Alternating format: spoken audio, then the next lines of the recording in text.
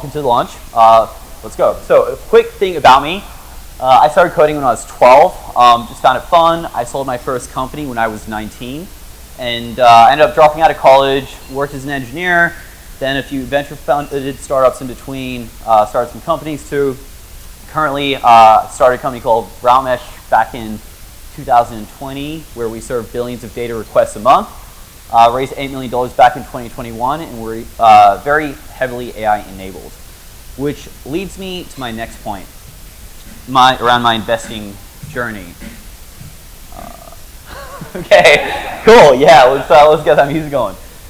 So in November 2024, I started coding with Claude Sonnet 3.5 and Cursor. This was the first evolution of when vibe coding actually became feasible.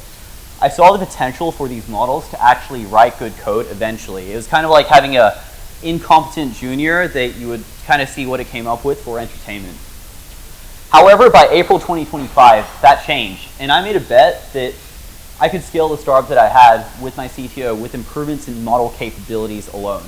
And that actually started paying off. Every 3 months, the frontier models keep getting continually better, where you can rely on them for true economic output. In June 2025, I kind of realized that my personal compute needs within 6 months had gone up by about 100 times. And I thought I should probably start researching about what enables this. And that's kind of what led me to my journey of investing in, or researching in semiconductors. And by December 2025, my conviction in the space grew to the point where I basically had my entire net worth allocated in because I believed in it to that extent. By February 2026, I actually started purchasing an X data center server rack, and I physically started running my own agents on my own bare metal hardware. A few months ago, I then bought a $15,000 AI inference machine to start running my own local LLM models. And I've kind of seen firsthand why the CapEx boom is the way that it is. It's really easy to look at Meta or a lot of these companies and say, why would you need to spend $200 billion this year? But when you start seeing your own personal self spending money on CapEx, you start to question that actually this stuff might be real and here to stay. So, Silicon Frontier, it's a New York City-based Delaware Incorporated hedge fund. First operating day was actually June 1st, 2026. So thank you. It's focused around frontier technology in public markets. So currently the focus is around semiconductors, but there's many more frontier waves of technology we're going to be seeing, and it's going to be a wild ride. Cool. So the big story here is really about technology and public markets. If you look at the S&P 500, 30% of the index is now made up of technology, and that is only going to grow in the coming years. So we're starting to enter into this world where technology and financial markets are becoming increasingly intertwined.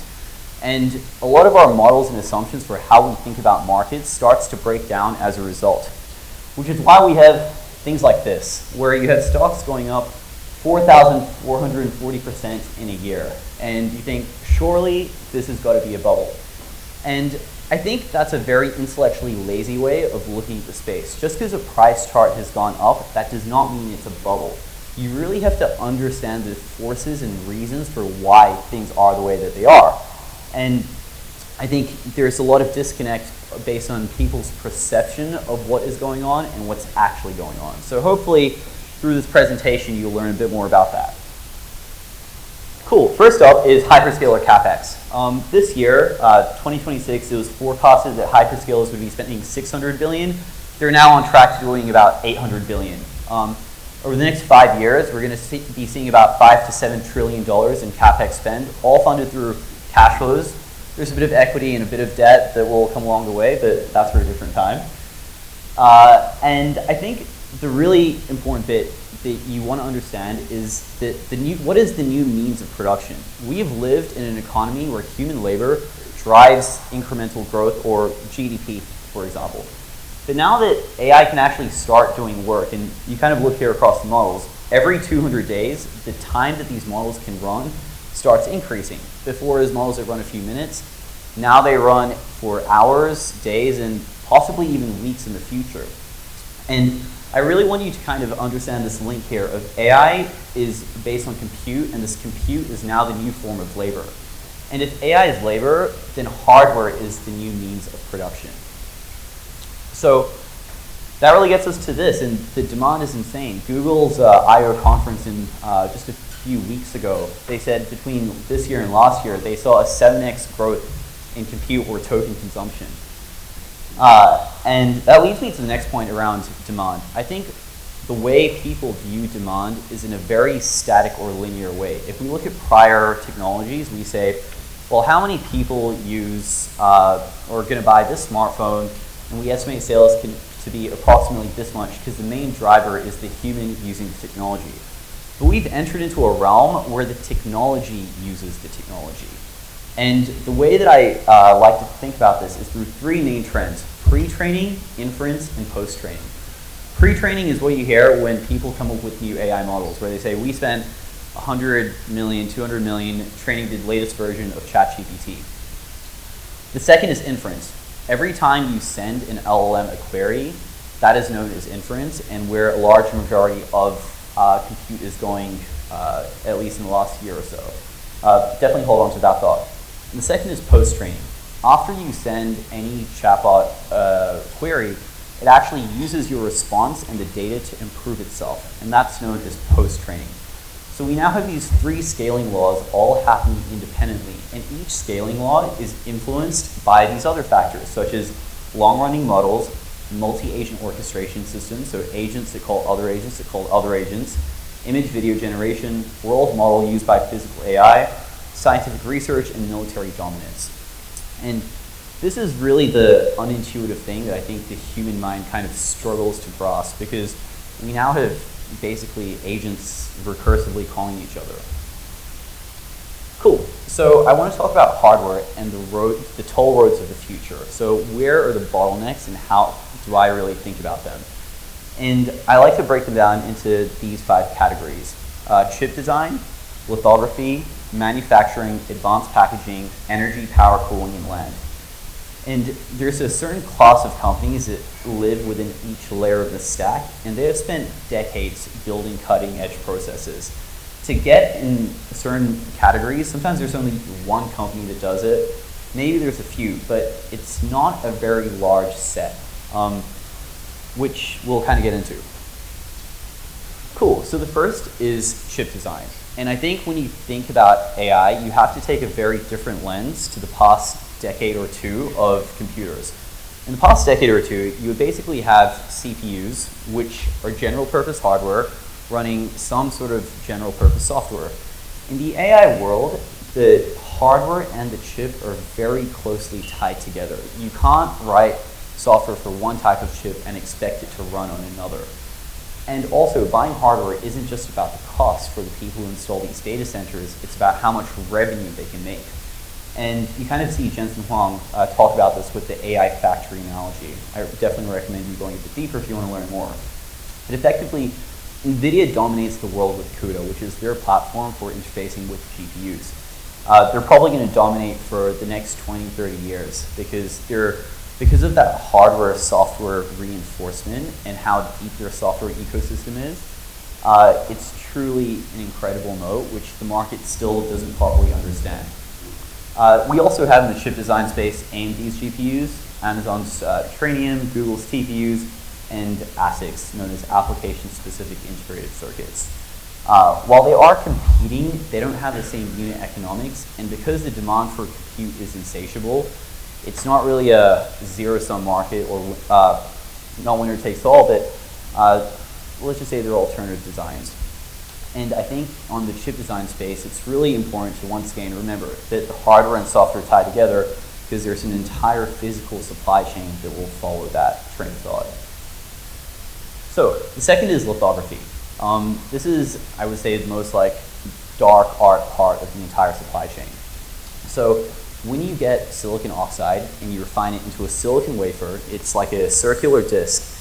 And that silicon basically requires etches inside it. The closer you can pack those edges together, the more efficient your chip becomes, which means you get more transistors per area. Now, the core component of lithography is effectively the light that you generate for it, because you have to get a very fine light source on top of a the wafer to create these etches. And that light is about 13.5 nanometers. You have deep ultraviolet lithography, which is 193. But this is the stuff that everyone wants fundamentally. And just to give, for context, how complicated this process is, in order to generate EUV light, it doesn't occur naturally in nature. So we have to actually construct it artificially. And the way that you do that is you get a thin tube that's about a few atoms thick, you get the finest tin in the world, you shoot it down this pipe, and it reaches a chamber. And while the tin drop is flying inside the chamber, there's a camera that measures the velocity of the tin droplet and then fires a laser while it's basically going through this tiny little chamber to explode and create ultraviolet light. It does that 10,000 times a second and then reflects that about 7 times until it hits the wafer. And that production of that light source has taken mankind about 20 years to develop. So we have to understand there's only one company in the entire world that is capable of this process, and that is ASML. And the reason why I spent so much time talking about this is because whoever owns lithography owns the future of efficient chips. And it is why China is fundamentally bottlenecked from having the same competitive advantage that the West does. And everyone says, well, China figured out EVs and rockets. This is magnitudes harder, and there's an entire supply chain behind here. So we have to understand that whoever owns lithography really controls a large part of the future. And this has very steep geopolitical implications. The second is manufacturing. So once you get your lithography machine, which costs about $300 million and about only 50 are made per year, you basically have your designers. This would be NVIDIA, Google, Amazon, and they'll send it to a foundry such as Intel or TSMC to actually manufacture the chips. Now, what you have to remember is fabs take tens of billions of dollars to produce in multiple years. It's not like you can spin up the fab like vibe coding a startup. And you have your front-end processes and back-end.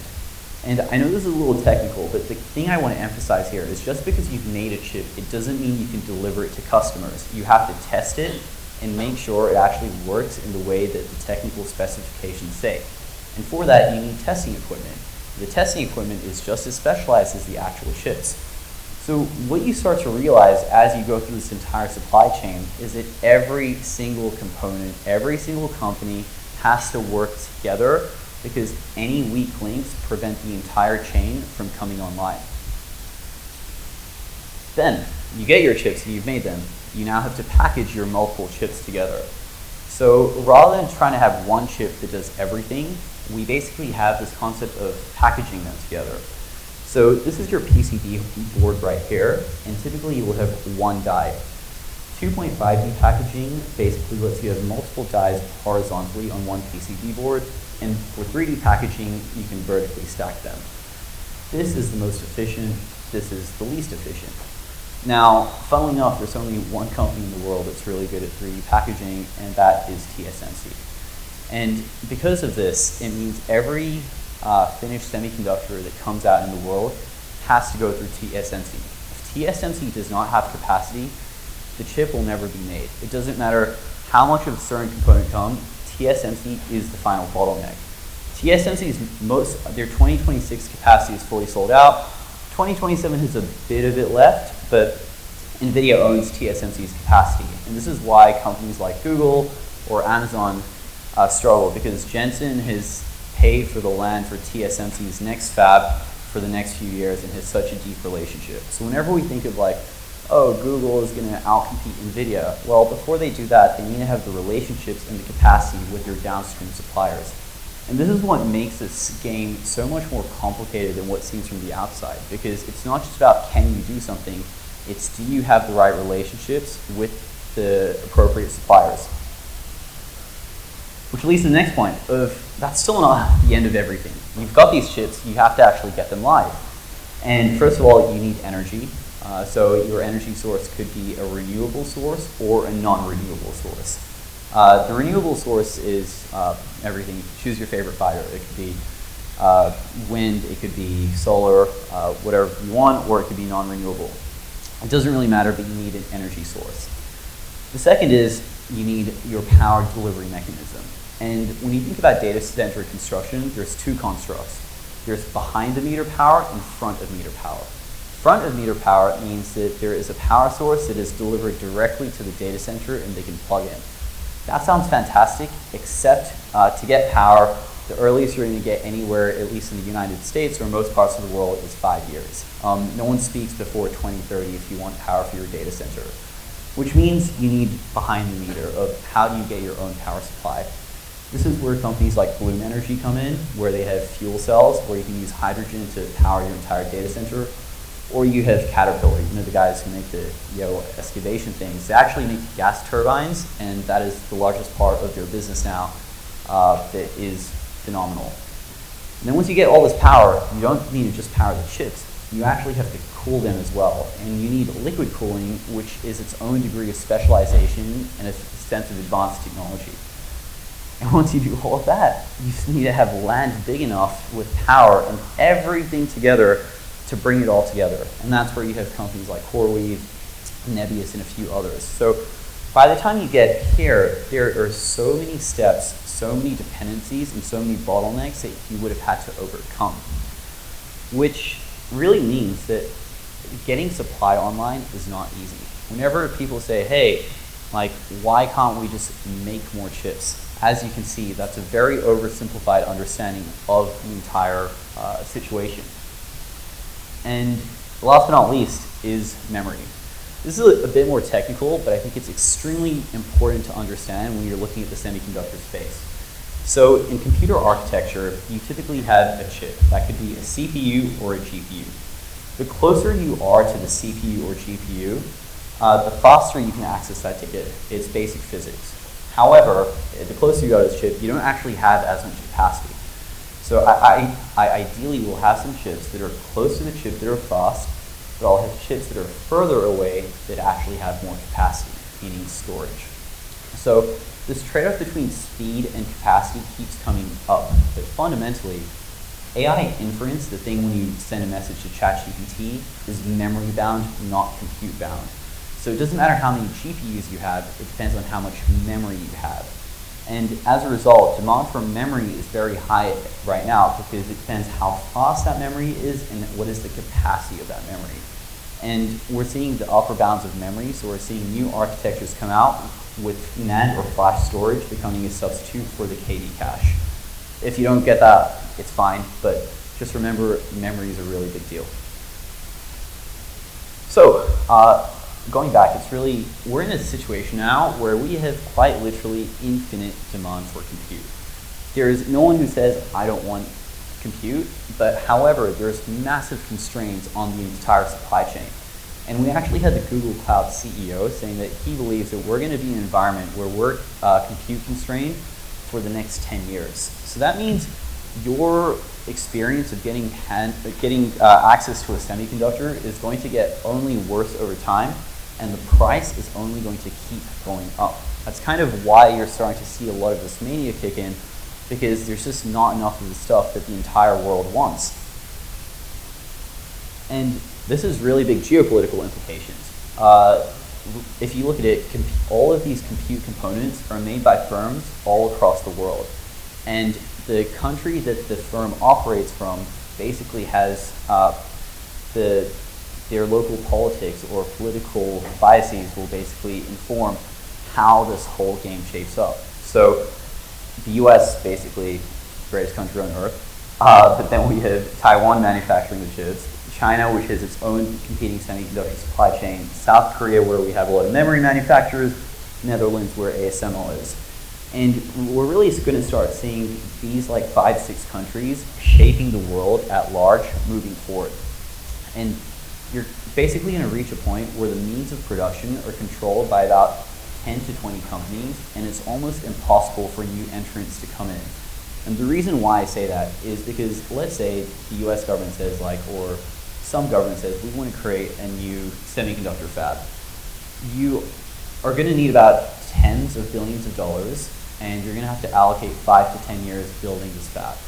But by the time your fab is built and your capital is ready, your chips are already old relative to what's on the market. No one's going to want to pay for them, and it's going to become an endless money pit. And because these companies have a 2 to 3 decade advantage, we truly are entering a world where there's about 10 to 20 companies that control the future of compute supply. So, I guess, where does this leave us? Where is the future?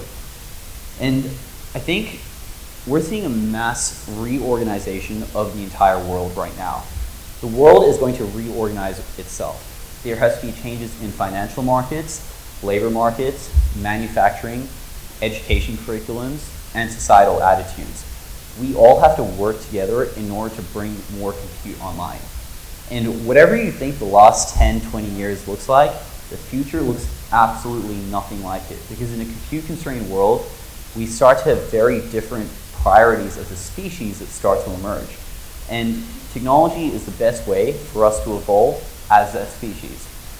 And what it enables is robots, drones, humanoids. All of these things need 10 to 100 times the amount of compute.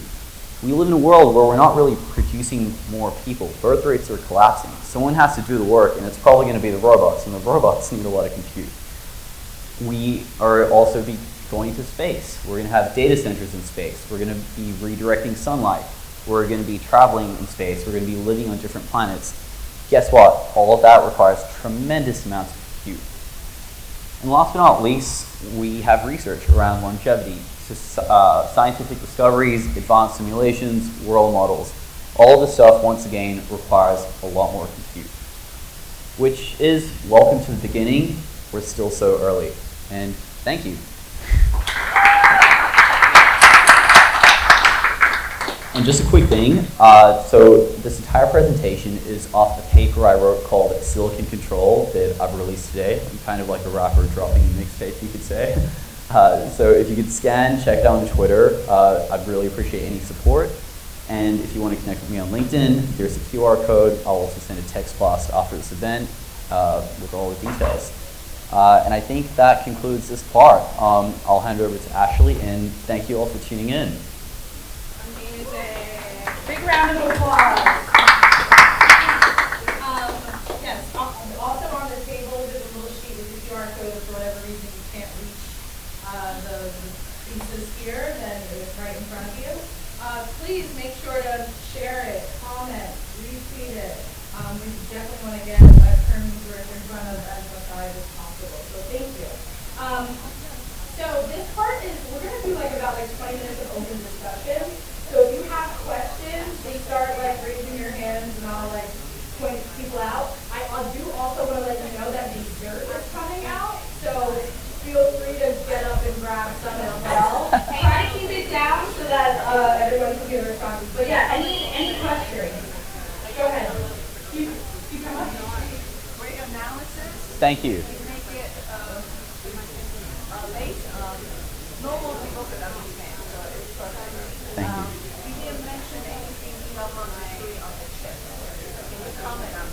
Yeah, so I think Elon Musk with his Terafab project, it's definitely a play. The question is, Elon Musk doesn't have any of the relationships that TSMC, NVIDIA, and all these other players do. He's going to try spending a lot of money on getting his way through the problem, but I think it's fundamentally a lot more harder. And from what I hear from kind of people in the semiconductor industry, it's not really something anyone really even speaks about. So we'll see how it goes, but there's a lot of things that have to go right for Elon Musk to compete. Yep. So my question is related on the technological nodes. So we're talking about below 2 or 3 nanometer nodes, which is limited in terms of capabilities, we can produce it. But what about if we take more mature nodes and still overcome this shortage crisis kind of, right? Of course. Summarize the question? Yeah, so the question was, when you have low nanometer processes, so 2 nanometers and less, it's a lot harder producing it. Can we get by with higher wavelength node processes instead?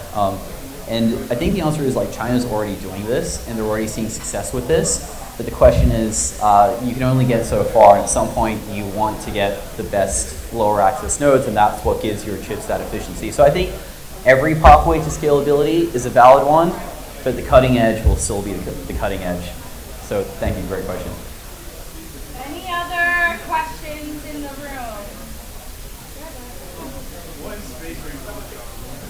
trade stocks? Sorry, what stocks am I bullish on?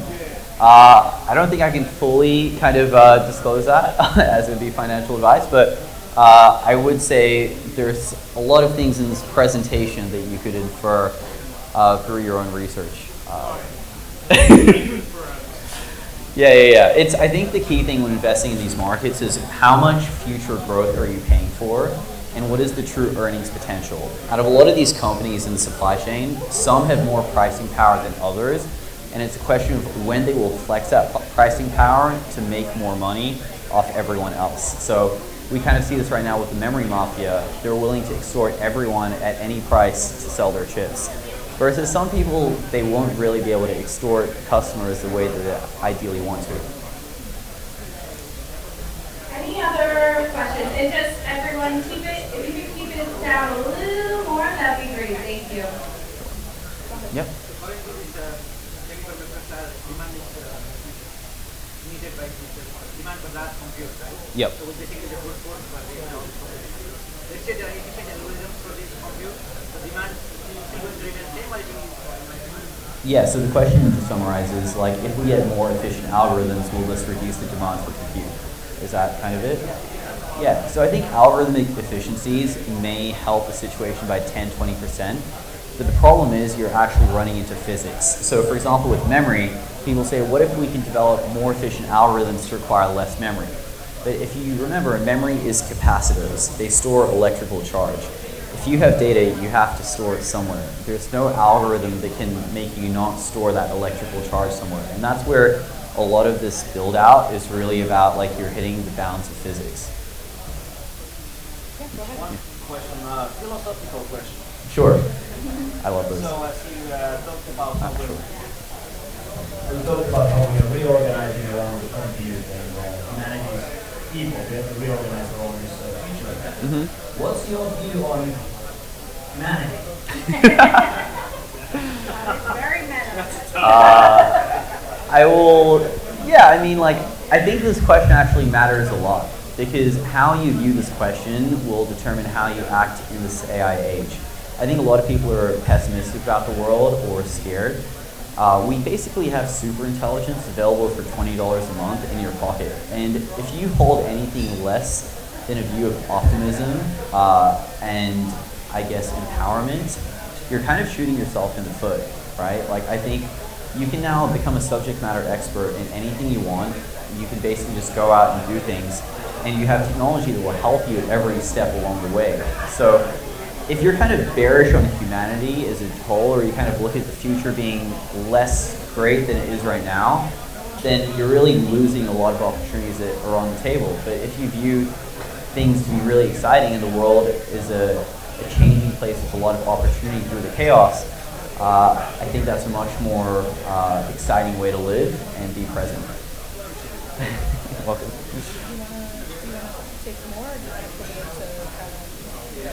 We can do one more. Yeah, one more question? Anybody have any other questions? Cool. Okay. I think we're good. All right. Oh, yeah, sure.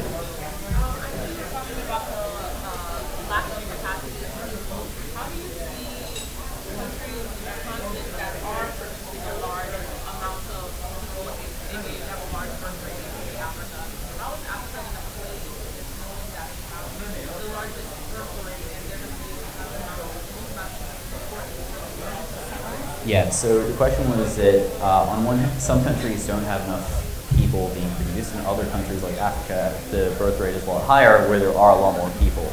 And I think this is where that reorganization point comes along, where we kind of have this really cool situation now, where if the only thing you get a bunch of people to do is become electricians, build chips, and put them somewhere on Earth or outside of Earth, the rest of humanity can use that in a very productive way.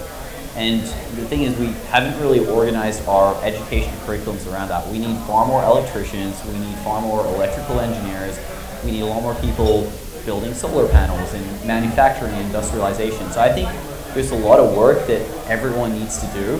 To me, I view the amount of work to be done is basically infinite as a human race. And as we have more people, of course, they're going to be fantastic to help us get there, but we're going to need robots in addition.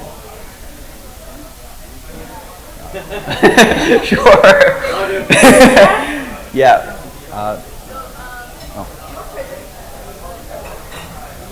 Your presentation focused on the hardware portion.